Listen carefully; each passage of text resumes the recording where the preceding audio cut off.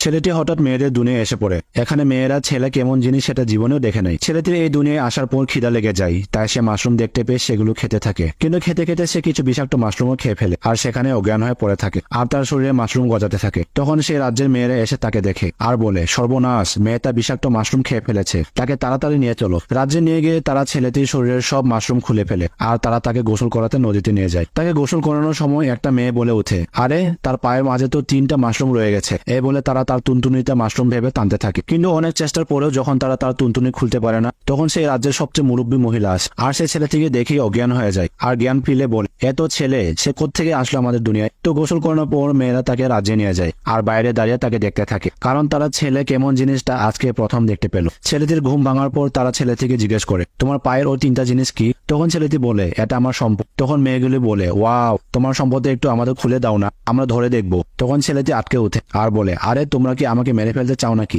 এটা খুলে ফেললে আমি মরে যাবো। তো এটা শুনে মেয়েরা জিজ্ঞাসা করে, তো এটা দিয়ে তুমি কি করো? ছেলেটা তখন বলে, তোমরা কি সব বেকুব নাকি? এটা দিয়েই তো বংশবিস্তার হয়। তখন মেয়েরা জিজ্ঞাসা করে, আচ্ছা বংশবিস্তার কিভাবে হয় আমাদেরকে একটু শিখাবে? এরপরে কি হবে সেটা আপনারাই গেস করেন।